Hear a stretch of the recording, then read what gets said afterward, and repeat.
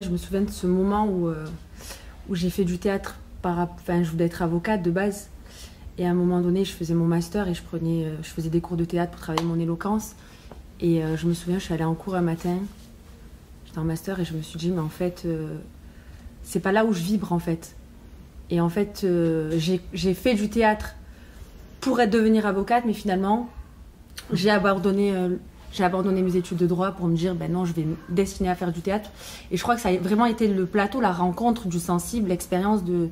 C'est un acte politique monté sur scène, ça révèle plein de choses. Et c'est à ce moment-là vraiment où je me suis... Et après, premier acte, parce que je venais de province et forcément j'étais un peu discriminée, qui m'a donné cette légitimité, parce que moi, je ne connaissais pas la voie royale, les écoles nationales, etc. Donc depuis, j'ai emprunté des chemins qui font que je me suis formée, quoi. Mes premiers actes, après, ça a été un peu la rampe de lancement pour moi. Mais ça a été ce jour-là où je me suis dit, mais en fait, va vibrer sur scène. Enfin, ne te mens pas à toi-même, t'as plus envie de faire du droit, ne sois pas dans le déni de toi-même. C'est à ce moment-là, voilà. Moi, je saurais pas dire. Je saurais pas dire qu'est-ce qui a fait. En fait, c'est trop un cumul d'événements et de souvenirs qui m'a emmené jusqu'ici aujourd'hui, qui fait que je pourrais pas dire très clairement c'est ça, sinon je regretterais ma réponse et je voudrais la changer dès demain. Du plus loin que je me rappelle, j'étais très petit. Si je dois trouver une origine à mon attachement à la scène, à me mettre en spectacle, à jouer, je remonterai super loin. Bien sûr, il y a des moments charnières, mais je vais les garder pour moi. Moi, ça remonte à très longtemps. Enfin, très longtemps, j'ai 25 ans, mais en fait... 1789. Mais en fait, je suis une enfant de la Balle, ma mère est chorégraphe, donc j'ai grandi pas mal à l'opéra comique et tout ça, donc j'ai été pas mal dans le milieu du spectacle depuis toute petite. Et déjà, j'avais envie. De monter sur scène, du coup j'ai commencé à faire du théâtre. Mais après, je dirais qu'on a, en tout cas moi ça m'est beaucoup arrivé, on a des hauts et des bas, pas dans notre motivation, mais dans quand même, c'est pas vraiment la motivation, je ne saurais pas comment l'exprimer, mais on rencontre des obstacles, on se heurte, et donc c'est à ce moment-là qu'on teste justement notre envie.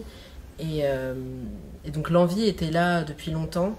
Mais après, c'est vrai que je me suis heurtée à la discrimination, au fait que... Voilà, en plus, moi, j'étais maintenant, un peu moins, mais à la base, je suis vraiment, vraiment très théâtre classique. C'est aussi pour ça que j'adore travailler sur Racine. Et en fait, sans rentrer spécialement dans les détails, mais on m'a un peu mise de côté par rapport au théâtre classique, parce que on me voyait pas là-dedans. Et ce qui m'a quand même fait un peu douter. Et après, le fait d'avoir fait premier acte... là, tout de suite, c'est vrai que ça donne une légitimité et d'avoir eu des ateliers vraiment mais juste extraordinaires et qu'on nous donne cette chance-là. Là, tout de suite, quand on commence à y goûter, clairement, on n'a plus du tout envie de lâcher. Et voilà, moi, mon dernier stage de premier acte, c'était sur des alexandrins. C'était Molière, mais c'était sur des alexandrins. Et clairement, pour moi, ça a été juste magique de pouvoir travailler là-dessus. Et c'est aussi pour ça que j'ai passé l'audition pour Andromaque à l'infini, parce que pour moi c'était évident qu'il fallait au moins que j'essaye et que c'est magnifique de pouvoir participer à ce projet. Quel été on vit un été de création pour nous, on a de la chance, on travaille et on a passé au début 4 semaines sur la création d'Andromaque à l'infini et là, depuis cette semaine, on a commencé à faire la traversée de l'été où le matin, on est avec des gens dans des lieux différents, on fait des ateliers, comme ici aujourd'hui. L'après-midi, on répète à huis clos.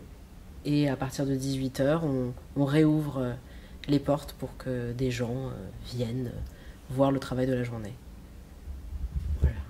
C'est inhabituel, non, d'accueillir le public à un moment aussi fragile que les répétitions. Ça peut arriver qu'on ouvre les répétitions ponctuellement, mais là que ce soit aussi régulier, que sur 2 semaines, à la fois on ouvre les répétitions et à la fois le matin on fait des ateliers, donc d'un coup sur un travail qui n'est pas terminé, on se met à partager notre manière d'aborder le spectacle qu'on est en train de créer. C'est sûr que ça change parce que on a tout de suite un retour de regard extérieur sur notre manière de travailler. Et en plus, il y a moins l'aspect très frontal de on vous montre le spectacle et vous faites votre propre avis. Là, d'un coup, on leur partage la manière dont on a travaillé dans le spectacle. Libre à vous de venir nous voir jouer ce spectacle quand il sera prêt. Et cette manière-là de faire, c'est vrai qu'elle est assez exceptionnelle. Du coup, je pense que c'est beaucoup dû à la traversée de l'été du Théâtre National de Strasbourg. Et je tiens à souligner aussi que on change de lieu à chaque fois. C'est pas comme si on rencontrait toujours les mêmes personnes à chaque atelier. Donc chaque jour, on change de groupe. Aujourd'hui, c'était on est à la Méno, à l'association Speaker. Demain, ce sera ailleurs. Donc c'est sûr que ça nous change à nous, qui étions entre nous pendant 4 semaines dans un lieu tranquille. Là, d'un coup, on peut se mettre à répéter à l'extérieur comme à l'intérieur ici. Donc voilà, ça nous bouscule et ça nous fait pas de mal. C'est clair que ça nous bouscule. Dans les ateliers, je pense qu'ils seront d'accord avec moi, le fait de se remettre dans le texte avec des nouvelles personnes, ça nous fait comprendre des nouvelles choses, parce que c'est vrai que quand on est tout le temps à 5, si y a un consensus, on est d'accord sur une interprétation par exemple, on va pas forcément essayer de la remettre en cause. Si on est tous d'accord, parfois on n'est pas d'accord et du coup on en discute, on réfléchit, mais là finalement on est face à des gens qui avec leur regard comprennent autre chose, et après c'est à nous de voir, ça fait écho quand même. Donc je sais pas si ça va changer directement notre interprétation, mais quand même ça ouvre le regard, et à ce niveau-là c'est super intéressant de faire ça à ce moment-là de la création aussi. Peut-être qu'au tout début on aurait été un peu plus frileux. Et puis pour rebondir aussi par rapport à ces fragilités-là, le fait d'ouvrir les répétitions dans des lieux tout le temps différents, etc. Le soir, en fait, quand on arrive dans des lieux, on doit très très vite reprendre des marques. En plus, depuis 2 semaines, on se passe les partitions, parce qu'il faut savoir que toutes les semaines, on a travaillé dans un truc où on a éprouvé en fait un personnage. Mais après, l'idée, c'est que on tire au sort tous les soirs et qu'on puisse jouer un personnage dans son entièreté, etc. On en est là, en tout cas, dans ce travail-là. Et du coup, on est aussi nous-mêmes dans un processus de transmission des marques, dans des espaces qui sont totalement tout le temps différents. Et la fragilité que je peux ressentir en donnant au mieux, en étant fidèle à ce que j'ai reçu, moi, en éprouvant la semaine dernière, par exemple, un rôle. La semaine dernière, j'étais sur Hermione. Le transmettre cette semaine, ça met aussi dans une fragilité et dans une pleine conscience de la responsabilité qu'on a en tant que... à faire ce truc à 3, quoi, et à 5 avec Barbara et Gwen. Et le fait d'ouvrir aux gens aussi, ça nous permet vraiment de voir, en tout cas moi, de voir mes endroits de vulnérabilité. Ça met forcément à un endroit d'accueillir les personnes, d'être dans le partage, mais tu sens aussi que forcément tu as un autre niveau de tension, parce que sinon on n'est que dans notre bulle, quoi. Donc ça renforce le processus de fragilité et sur un fil, et je trouve ça vraiment incroyable. On est tout le temps au travail en fait, et c'est génial. Ouais. La particularité, on ne l'a pas précisé, mais c'est qu'en fait, vous pouvez jouer tous les rôles. C'est-à-dire, vous connaissez la pièce tous par cœur. Exactement. Les 1648 vers. 1648 vers. On a déjà réussi à le dire en chœur. C'est un peu la particularité aussi 1648 vers. C'est un peu la patte, la signature de Gwenaëlle Morin, ça justement, d'avoir des rôles interchangeables. Non-genrés. Non-genrés, ouais. Cette pièce-là, la première fois que je l'ai lue, ça fait maintenant un petit moment, au lycée ou au collège, je sais plus, mais je me souviens que je me disais, mais Pyrrhus, c'est un monstre.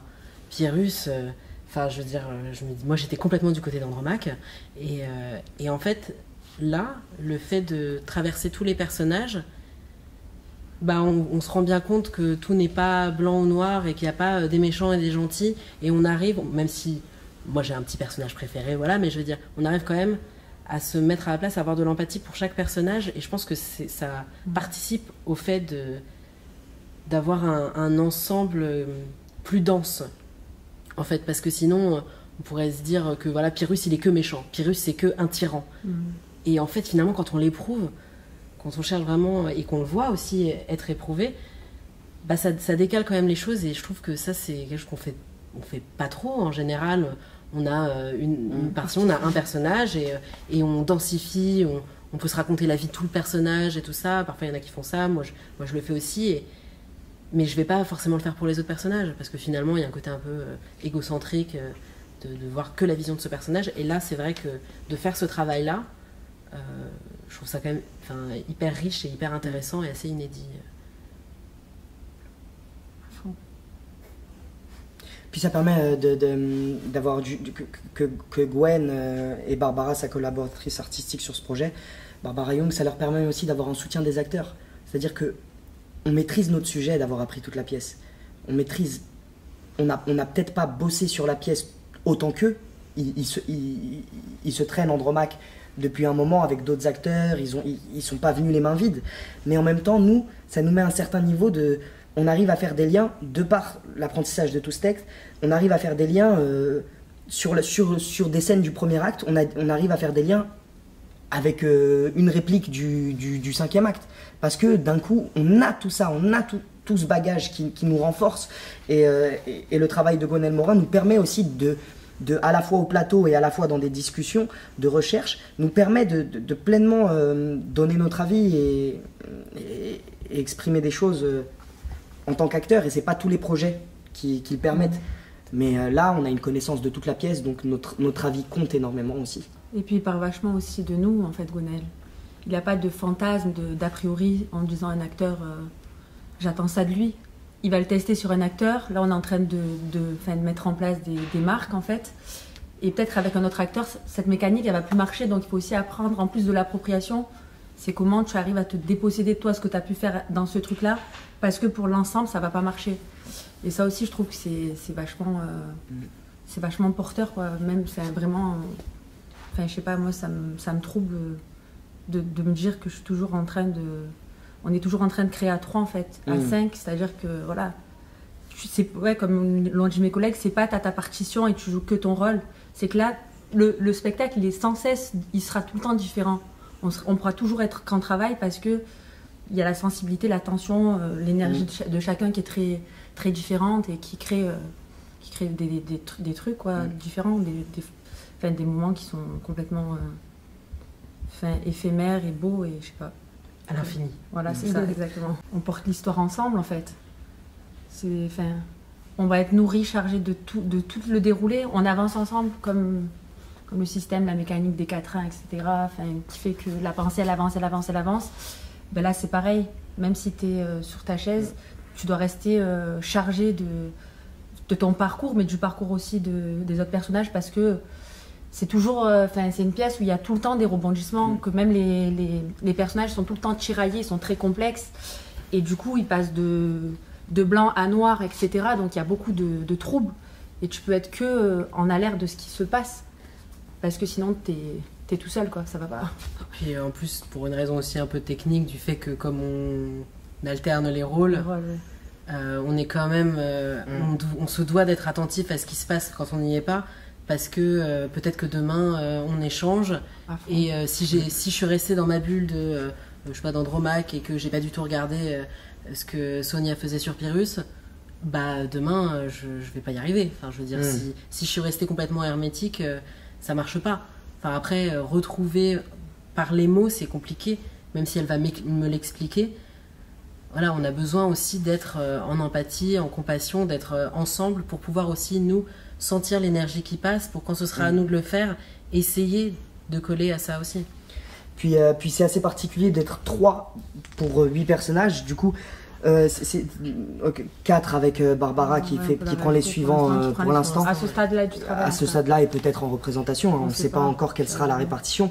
Mais en tout cas, déjà qu'on soit 7 pour 8 personnages, ou 3, ou 2, ou 5, déjà il y a un truc qui colle pas, qui est particulier. Du coup, ça peut paraître un peu poétique, bah, pour le coup c'est ce que je vais donner comme exemple, mais si d'un coup on imagine qu'au final c'est un long poème de 1648 vers, c'est sûr que quand je vois mes partenaires au plateau, je sais que dans 2 scènes, par exemple, je vais m'inscrire dans le même poème. Donc il y a comme un truc c'est une partition commune, en oubliant tous les personnages, ce qui est compliqué pour un acteur, mais en oubliant que le personnage existe, mais qu'on porte tous le même texte, avec un sentiment d'unité, de geste commun. Personnellement, je ne peux pas m'empêcher d'avoir l'envie d'accompagner ce geste-là, même quand je suis assis sur ma chaise. Parce que je vais devoir prendre le relais de cette parole à un moment donné. Donc même si je sais que je fais que Hermione comme aujourd'hui, et bah, j'aurais pu changer les rôles 8 fois. C'est la même chose. Je prends le poème à un endroit et je l'emmène quelque part, puis Mika va le prendre à un endroit, puis Sonia va le prendre à un endroit. Peu importe le personnage, on fait partie du même geste, quoi. C'est pour ça qu'on est très avec. En tout cas, voilà. J'aimerais qu'on parle un peu, quand vous parliez un peu du plaisir de la langue, du plaisir de ce rythme, du plaisir de ce souffle. Parce que c'est quand même un texte incroyable. Alors, c'est vrai qu'il a l'air, dans nos têtes, on ne peut dire que c'est daté. Et en fait, quand vous le prenez, quand vous le vivez, quand vous le soufflez, parce que c'est beaucoup une question de souffle, il est brûlant. Il est d'aujourd'hui. Il nous raconte, nous, êtres humains, aujourd'hui. Ah, merci déjà. C'est clair. Je sais pas quoi dire d'autre, juste merci.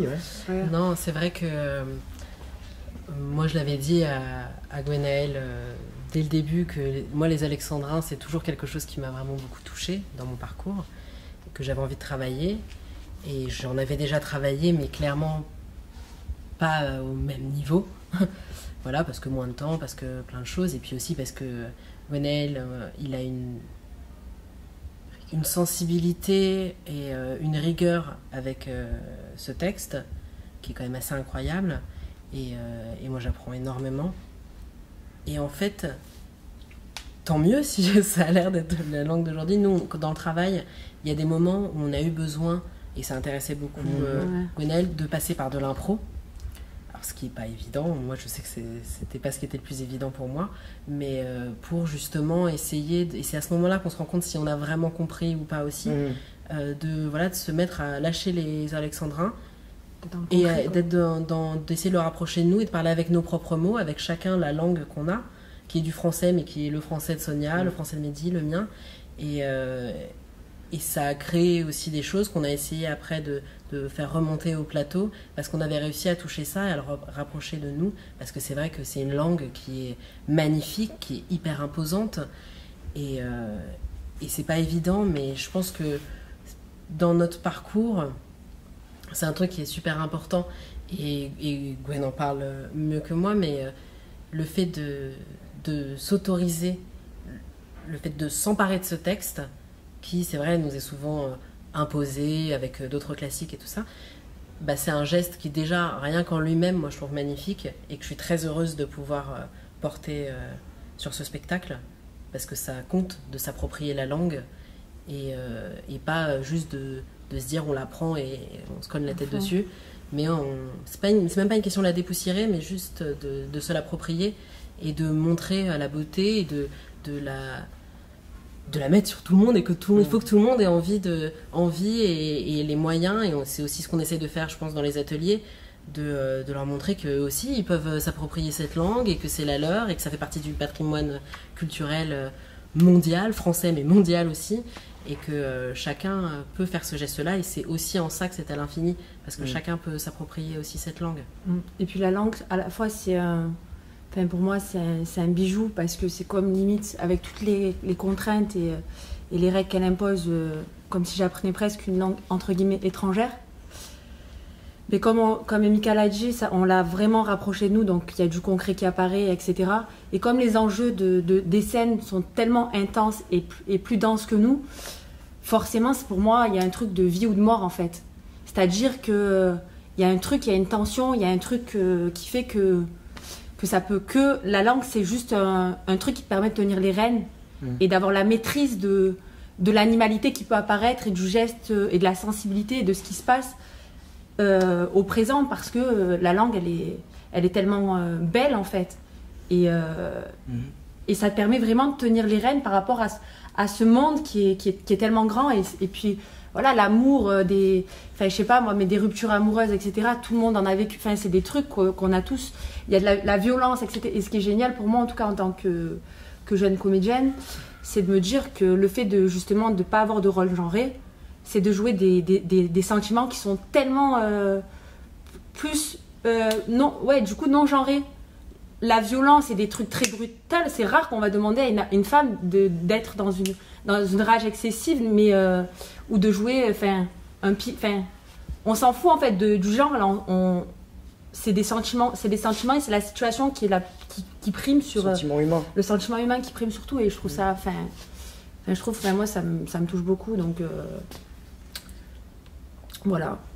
Par rapport aux impros, dont effectivement on est passé par une étape de travail où on faisait des impros, mais impro ou pas, il y a comme un truc que j'ai ressenti justement quand on faisait ces impros, mais comme un truc de faire le geste contraire, parce que je pense pas que Racine pensait en alexandrin.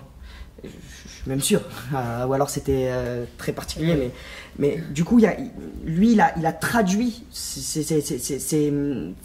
idées, ses pensées et son imagination, et avec cette rigueur-là, avec ce formel-là des alexandrins, des quatrains, 12 syllabes, rimes féminines, masculines, etc. Bref, il a fait cet effort-là, en tout cas, c'est sûr. Peut-être que c'est devenu facile au bout de la 12e pièce, mais il a fait cet effort-là. Maintenant, ça devient un effort pour nous de faire le chemin inverse pour retoucher dans quel état il était quand il a écrit, en fait. Pourquoi pas essayer de se rapprocher de ça, de tendre vers ça, même si c'est impossible. Mais c'est comme si, ouais, en fait, au final, on se met à jouer le grand personnage de Racine quand on joue Andromaque, plutôt que de jouer Pyrrhus, Hermione, etc.